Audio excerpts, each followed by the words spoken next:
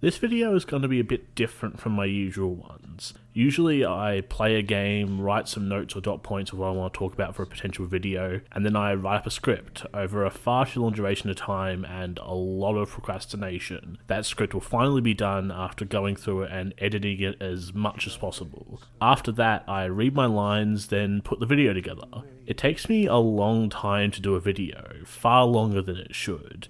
But I don't think I can not talk about The Last of Us Part 2 right now. I was actually going to wait to do this video, do something else, and then come back to it after I've compiled my thoughts together about The Last of Us. But I need to talk about it now, to get it off my chest and out into the world so I can stop thinking about it. So, here it goes. Future days of you and me.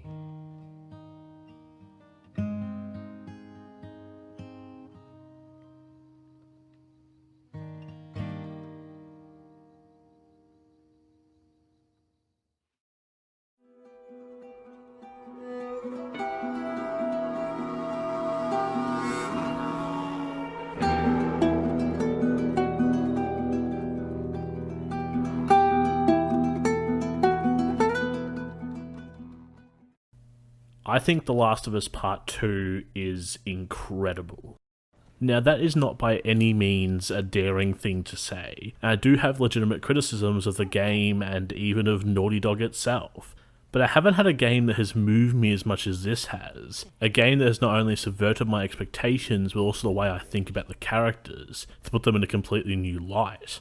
The last thing that ever did that to me was The Last Jedi. Just like The Last of Us Part 2, there is a lot of controversy around that film. To some people, it was a disservice to longtime fans. To them, The Last Jedi had made Luke Skywalker this weak man who wasn't the great Jedi Master that they'd thought of him as kids. But to me, they show the human side of Luke. The same people that complain about Luke not being this divine figure forget that in the original trilogy, Luke often gave into hate, almost killing his father out of anger, then realizing that this was not the path to go down, to not give in to the hate. Instead, he showed his father compassion, and that love brought Vader back from the dark side. Luke is only human, everybody makes mistakes, and The Last Jedi showed that. It very much has parallels to The Last of Us Part 2, about revenge and love and violence. The first game was a generic zombie story about a girl, Ellie, who was immune to being turned, and a group called the Fireflies wanted to use her immunity to hopefully create a cure, but it's also the story of a man regaining his humanity. Joel loses his daughter Sarah at the beginning of the first game, and 25 years on, suddenly has to travel halfway across America with this girl that is about the same age as Sarah when she died. The first game is about the relationship between both Ellie and Joel, and I came to love these characters. The actors and directors and everybody at Naughty Dog made a game that blurred the lines between video games and TV shows. It was a game that you could point to and say, look, video games should be taken seriously. They are art. The first game ends with Joel and Ellie finding the Fireflies, and Ellie is taken to the hospital to start working on the cure. But there's a catch. The operation will kill her, and Joel decides to go and get her out. He murders his way to the hospital before shooting the doctor that is standing in front of Ellie. Once they escape, Joel tells Ellie that they had lots of people that were immune at the hospital, and that the Fireflies no longer needed Ellie to make the cure. It's a lie, of course, and the game ends with Ellie confronting Joel about it, to tell her the truth, but he reiterates the lie, and the game ends. For some, and even myself, this was the perfect ending. If Naughty Dog never made a follow-up game, I would still be happy making up my own ending in my head, as I often do with some books and movies and TV shows once they finish with a definitive answer. But after the second game released and I started to play, I thought for the briefest moment that there was going to be another game about Joel and Ellie. I mean, most movies, TV shows, books, and video games, when they're successful, will follow a main character or characters, especially if those characters are liked as much as Joel and Ellie are. But I was completely taken by surprise that within the first few hours of the game, you witnessed Joel get his head beaten in right in front of Ellie.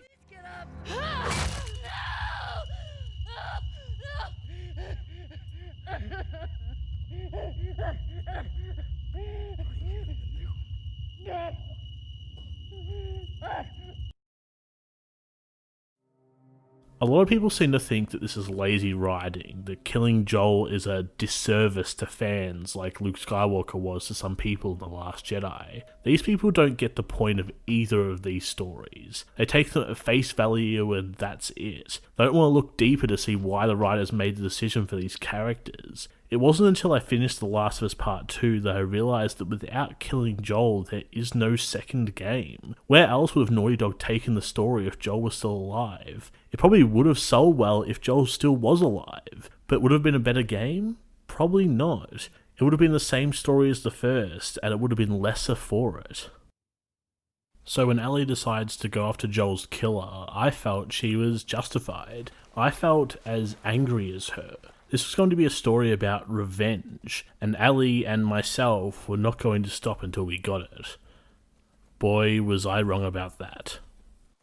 Ellie travels with her girlfriend Dina, and their 3 days in Seattle are filled with people being murdered, running away from infected, and trying to survive a very hostile city. There's no real fun to be had in The Last of Us Part 2, at least I didn't have any. Every time you decide to kill someone because they're about to find your hiding place, or they're in the way of you escaping because you barely have any ammunition or crafting materials to survive a firefight, you're confronted with Ellie stabbing them in the neck as they gurgle blood and slowly die. Ellie doesn't look like she's enjoying it either. It makes the whole combat seem uncomfortable. It makes it even worse when another one of their friends finds their dead body and calls out their name. By the time you get to the 3rd day in Seattle, Ellie has done some seriously questionable things. She has found every single person that was there when Joel died, except for the one that did the deed, Abby. Ellie has murdered every single one of these people to get to Abby, slowly turning more and more into a monster as she seeks out revenge.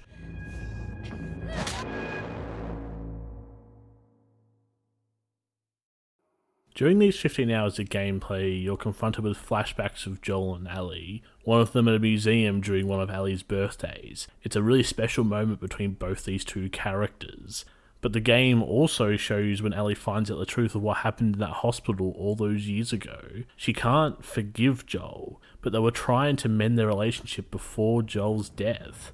But just when it seems like Ellie has given up her hunt for Abby, Abby finds her, and the game does a complete 180. You now have to play as Abby, Joel's killer, from day one of Seattle right through to the moment where she finds Ellie and her friends. It's a bold move for a video game to make, to give us the other side of the story. Abby's 3 days in Seattle are filled with her and her friends fighting an endless war against a religious cult called the Scars. We also learn through flashbacks that the doctor that Joel murdered to save Ellie was Abby's father. That's why she went to kill Joel. But did the revenge make her feel any better? No, it didn't. Just like Joel lost his humanity in the first game, Abby lost hers when she beat Joel's head in with that golf club.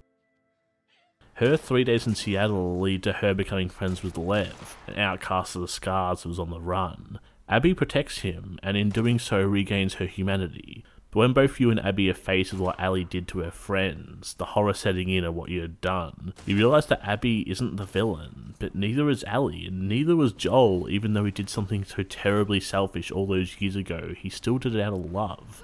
Ellie and Abby are on the same journey, and when Abby and Lev find Ellie and her friends, it seems that Abby's about to kill Dina and Ellie, but Lev steps in, and Abby lets them live, to finally end the cycle of violence. The game could have ended there, and I thought it was going to. Ellie and Dina end up owning a farm together. They have a peaceful life. It could have been the stereotypical happy ending. If it had ended there, it would have been setting up a potential 3rd game for sure, but The Last of Us Part 2 isn't prepared for Ellie to let things go, even if Dina and the player are. Ellie has a happy life here, but an uncomfortable visit from Tommy stirs up flashes of Joel's beaten and bloody face, and you know she can't let it go, even if it is the right thing to do. By the time you've hit this point, you've probably been playing around 20 hours at least. The gameplay of The Last of Us Part 2 is a radical improvement to the first game in every way. I've often said that the gameplay could be removed entirely from the first game and you could just watch the important bits and still get the story. That doesn't mean I don't think you shouldn't play the game. There are mechanics that the Naughty Dog and other studios have used for their games that the first game introduced, but it always felt like I was playing to get to the cutscenes instead of actually enjoying the game itself. The Last of Us Part 2 has incredible gameplay. It plays very much like the first, where you can walk, run, and sneak your way through encounters. But the second game gives the player far more options to play with. You can sneak past everyone if you're quiet enough and not kill anyone. If you do get caught, you don't have to stay and fight either. You can run away and try to find an exit or a shadowy spot to hide and wait to sneak around the enemy searching for you. Or you can go in all guns blazing. There are numerous times where the smart thing felt like just to blow everyone away, and that's where the combat really shines. You can dodge melee attacks, jump backward out of reach of an enemy, or dive around a corner and shoot someone. Or you can grab someone and use them as a human shield, or as bait for a clicker. The gameplay in Part 2 feels like it should be there and actually enhances the story rather than being separate from it like in the first game.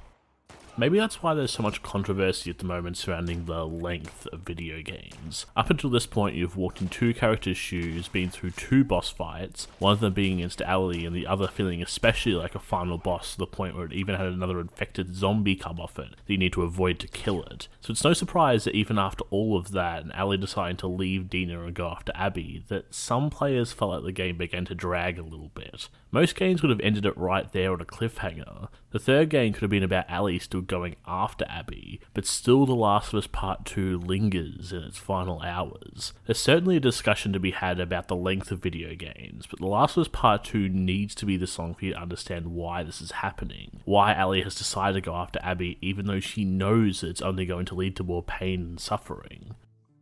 When Ellie finally finds Abby, her and Lev have been captured and strung up by a bunch of bandits, left to slowly die on the beach. Abby and Lev had finally contacted the Fireflies after arriving in California, but were immediately captured by those bandits. Abby and Lev are near death, and Abby doesn't even try to fight Ellie, just tells her that there are boats on the beach they can take to safety. As Abby and Lev go to get into one boat, there's a moment where it seemed Ellie was going to let it go, that finally she understood that coming all this way just to get the revenge wasn't worth it, that it would simply start the cycle of violence all over again.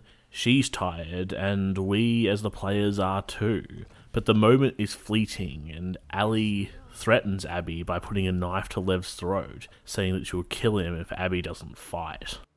Abby, of course, doesn't want to fight. She's gone through the exact same journey that Ellie is going through. Did killing Joel give her any peace? Did the nightmares ever really stop? They never do. But Abby found something better, a life with Lev, and the most important thing, hope.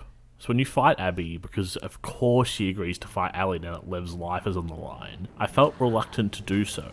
Even the button prompt to drown Abby gave me pause. I've seen a lot of people say that Naughty Dog either should have scrapped this whole sequence and not given the player any agency, that it should have been a cutscene, or even make it a choice, give the player agency to kill Abby or not.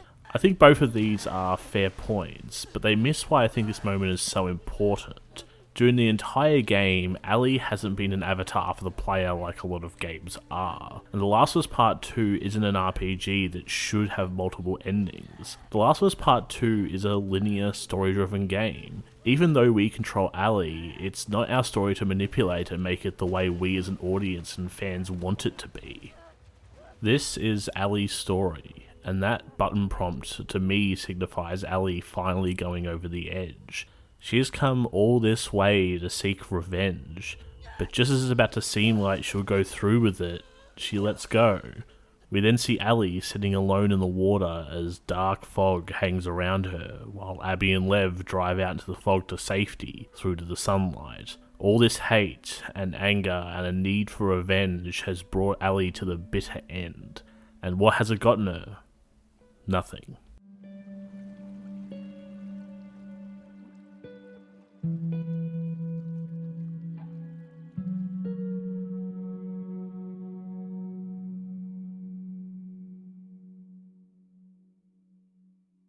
The Last of Us Part 2 is an incredible piece of art. I think that's why it's so controversial and so many people are talking about it, because everyone took away something a little different. To some people, it's the story of revenge and the cycle of violence. To others, it's a story of forgiveness, of letting go of the hate and walking away when you should, because it's the right thing to do. For most other games, I can tell exactly what the story was about. This game was about violence, this game is about love, and so on and so forth. But The Last of Us Part 2 can't be narrowed down to something so simple and easily figured out. Even right now, as I'm writing this, I'm still thinking about the themes and the way the story and game was put together to make me think about it and to challenge what I already thought I knew.